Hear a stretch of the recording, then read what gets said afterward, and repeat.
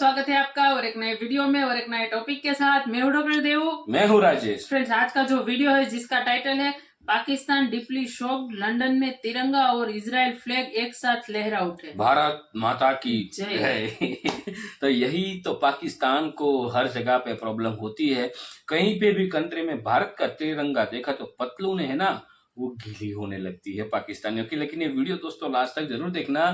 अच्छी लगे तो लाइक और शेयर का बटन आपको दिख रहा होगा, उसको ठोक दीजिए और शेयर कर देना आपके दोस्तों के साथ। ये मेरी रिक्वेस्ट है दोस्तों। और चैनल पर पहली बार है और सब्सक्राइब नहीं किया तो सब्सक्राइब जरूर से कर दीजिए। हाँ, सब्सक्राइब के बटन को भी ठोकना मत भूलिएगा। तो चलिए दोस्तों, वीडियो को स्टार्ट करते हैं।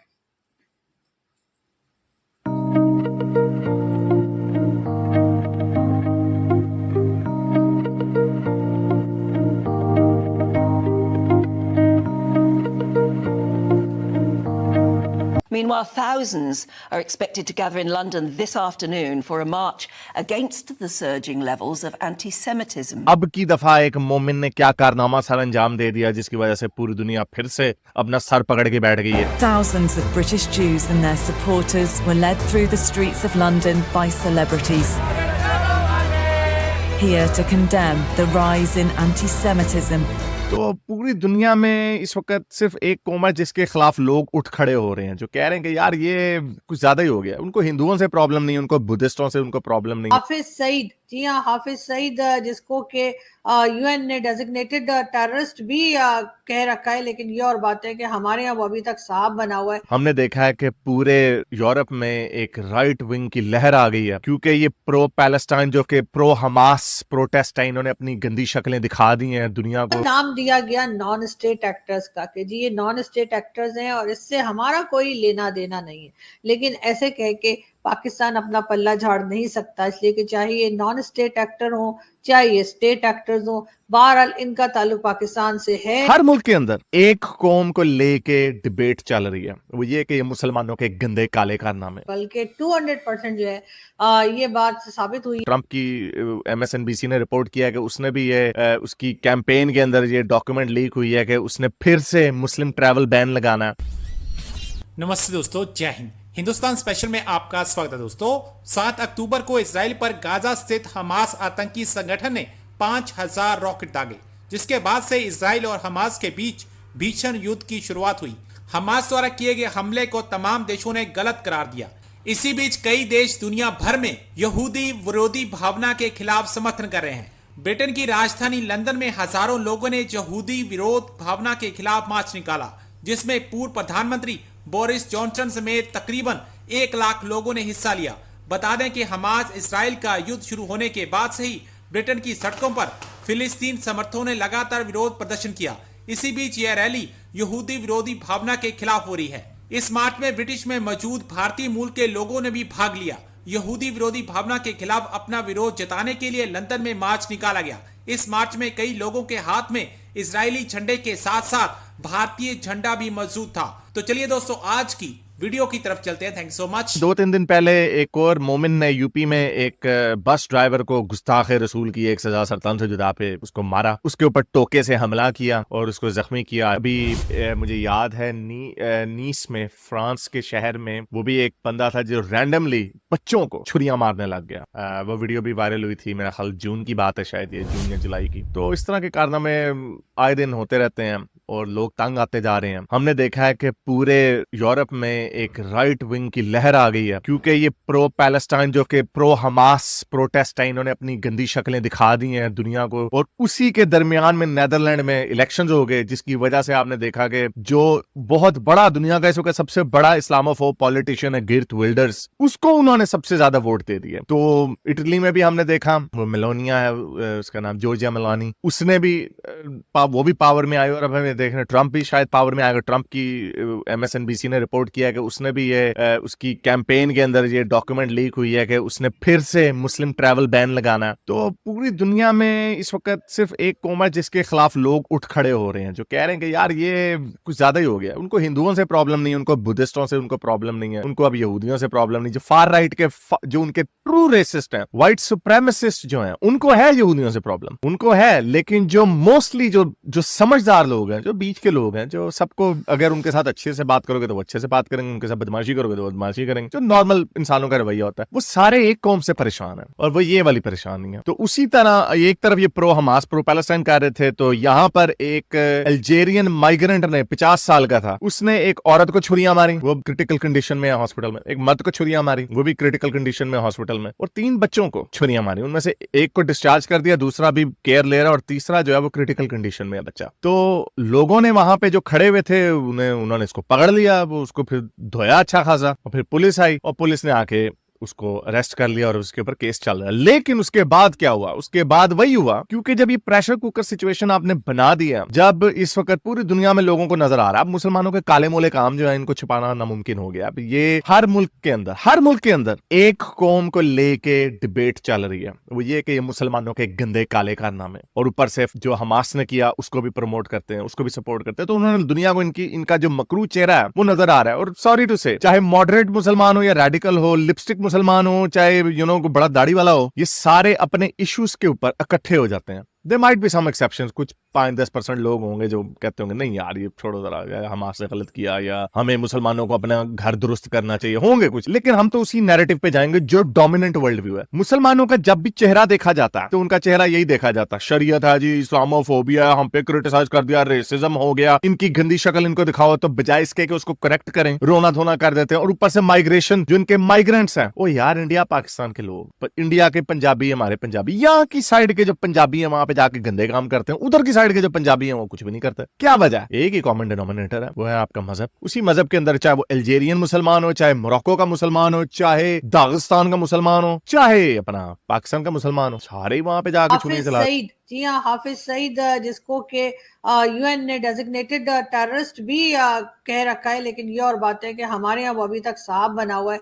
जी हाँ, उसी हाफिज सईद का ये आदमी था, और कहा यह गया कि जिस तरीके से कई दिन ये ऑपरेशन चलता रहा, ताज होटल पे अटैक किया गया, वहां मौजूद लोगों की जानें ली गई, और बड़ी मुश्किल से कई दिन के बाद जो है ये अजमल कसाब अरेस्ट हुआ। पाकिस्तान से कांटेक्ट किया गया, पाकिस्तान को डोजियर भेजे गए, पाकिस्तान से कहा गया इन्वेस्टिगेशन में हिस्सा लें।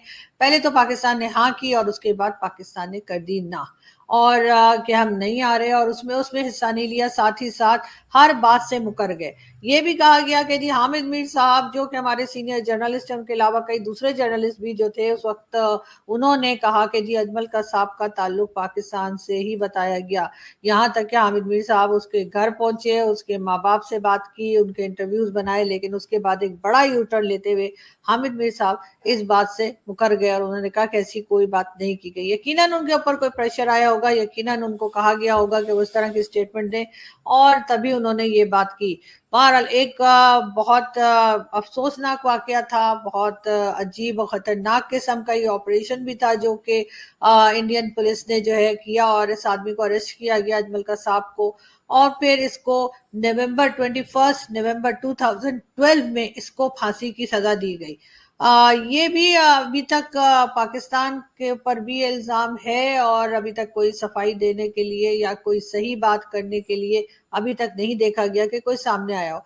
उसके बाद भी कई चीजें होती रही और कई तरह के अटैक्स चलते रहे, और हर बार पाकिस्तान की तरफ से एक ही जवाब होता था, और वो था इनकार में कि नहीं, पाकिस्तान ने ना किसी को भेजा है, ना कोई गया है, और ना ही कुछ ऐसा हुआ है। इनको नाम दिया गया नॉन स्टेट एक्टर्स का कि जी ये नॉन स्टेट एक्टर्स हैं और इससे हमारा कोई लेना देना नहीं है। लेकिन ऐसे कह के पाकिस्तान अपना पल्ला झाड़ नहीं सकता, इसलिए कि चाहे ये नॉन स्टेट एक्टर हो चाहे ये स्टेट एक्टर्स हो, बहरहाल इनका ताल्लुक पाकिस्तान से है। सो थैंक यू दोस्तों वीडियो को यहाँ तक देखने के लिए। हाँ, ये इजराइल वाला जो युद्ध है, मैं तो हर वीडियो में यही बोल रहा हूँ, ज़्यादातर यही बोल रहा हूँ। देखो, सपोर्ट करना या नहीं करना उसकी मैं बात नहीं कर रहा हूँ, लेकिन मैं यही बात कर रहा हूँ कि जल्द से जल्द ये युद्ध का कुछ रिजल्ट आ जाए और ये युद्ध कहीं जल्द से जल्द खत्म हो जाए। क्योंकि देखो, ये तो एक आंतरिक विरोध युद्ध है, ये सब लोग अच्छे से जानते हैं, लेकिन उसमें बेकसूरों की जानें जा रही है, जिन्होंने अभी दुनिया देखी नहीं है। वैसे लोगों की मतलब छोटे जो बच्चे हैं उन लोगों बच्चों की जान जा रही है, तो वो कहीं ना कहीं सबको हट करता है। वो फिर उसमें कोई धर्म या जाति या पाति नहीं देखी जाती। ये मैं हर बार इस वीडियो में बोलता हूँ। लेकिन इजराइल के साथ भारत के लोग अच्छे से उसके साथ घुल मिल के रहते हैं। और दूसरी बात कि इजराइल भी भारत को सपोर्ट करता है। हम भी भारत जो है वो भी इजराइल को भी सपोर्ट करती है और पैलेस्टीन को भी सपोर्ट करती है, क्योंकि भारत की ओर से यही कहना है कि आप पहले डिसाइड कर लो कि इजराइल के क्या राइट्स है और पैलेस्टीन का क्या राइट्स है। ये पहले डिसीजन हो तब भारत कुछ बोले, क्योंकि कुछ बोल सके ऐसी सिचुएशन है नहीं। तो भारतीय सरकार की ओर से अभी तक ऐसा कोई सपोर्ट नहीं किया गया है। लेकिन अब ये जो वीडियोज हम देख रहे हैं, ये तो दोस्तों होता ही है, हर जगह पे होता है। लेकिन हमारी राय यही है कि जल्द से जल्द ये खत्म हो जाए। क्या, क्योंकि देखो युद्ध कभी भी किसी के लिए भी अच्छा नहीं होता है। कोई भी कंट्री, दुनिया का सबसे बड़ा भले कंट्री ना हो और सबसे छोटा कंट्री भी हो, तो दोनों तरफ लॉस्ट होता है। कोई भी कंट्री, कितना भी ताकतवर कंट्री होगा ना, तो उसको भी लॉस्ट होगा, और वो भले ताकतवर ना है तो उसको भी लॉस्ट होता है। सबसे बड़ा एग्जाम्पल हमने देखा ही है, जो इसके पहले का जो युद्ध हुआ है, ठीक है, रशिया एंड यूक्रेन की मैं यहाँ पे बात कर रहा हूँ। तो रशिया बहुत ही ताकतवर है। एक बोल सकते हो कि यूक्रेन उसके सामने इतू सा है, एक स्टेट है, इतना कंट्री है, फिर भी 2 साल से ऊपर होने को आएगा, अभी तक युद्ध खत्म हुआ नहीं। रशिया को भी बहुत ही लॉस्ट हुआ है और सामने यूक्रेन को भी उससे ज्यादा लॉस्ट हुआ है। तो ये लॉस्ट दोनों तरफ है, तो यही देखना बहुत ही जरूरी है। लेकिन ये जो आतंकी दिमाग होता है ना, वहां पे मतलब कुछ कह नहीं सकते, क्योंकि उसके लिए कोई अच्छा या कोई बुरा कुछ नहीं होता। उसके लिए एक ही चीज होती है, जो उसका टारगेट होता है वो कंप्लीट करना। ये एक बिजनेस है। आतंकी जो है, ये टेररिस्ट जो है, ये एक बिजनेस है। आपने बहुत सीखा है, हमने बहुत देखा है पाकिस्तान को। पाकिस्तान में जो टेररिस्ट है अभी भी, हाफिज सईद की बात वीडियो में जिक्र हुआ था, तो अभी तक इन पाकिस्तान का माई बाप बना हुआ है। हाँ, बाकी सब कंट्री ने उसको आतंकवादी कब का घोषित कर बिल्कुल, लेकिन पाकिस्तानी अवाम को पता ही नहीं है कि उसको जो भी मानते हो, हम कोई, देखो ये आपकी पर्सनल मैटर है पाकिस्तानियों, आप उसको जो भी मानो, लेकिन हम इतना जरूर बोलेंगे कि उसकी वजह से आपका लॉस्ट है। क्योंकि जब पूरी दुनिया आतंकी मानते हैं, तो उसको संभालने के लिए जो गवर्नमेंट उसको संभाल रही है, किसी भी कंट्री की गवर्नमेंट, तो उसको लॉस्ट ही है। क्योंकि जो आवाम के लिए पैसा आता है, जो टैक्स आता है आवाम का, वो सारा का सारा पैसा इसकी देखभाल में जाता है। ठीक है, आप समझ सकते हो ये। और पाकिस्तान तभी ही आगे आ सकता है, ऊपर आ सकता है, जब उसकी आवाम कुछ अच्छा सोचना स्टार्ट कर देगी, स्टैंड लेना स्टार्ट कर देगी। दुनिया में कितनी भी बड़ी मिलिट्री हो, दुनिया में कितने भी पावरफुल गवर्नमेंट हो, लेकिन जब आवाम रोड पे आ जाए ना, तब किसी की भी नहीं चलती। ये हमने देखा है। तो दोस्तों, आज की वीडियो में बस इतना ही। फिलहाल हम आपसे विदाई लेते हैं, मिलते हैं और एक नए वीडियो में आपके साथ। टिल देन, जय हिंद, जय भारत।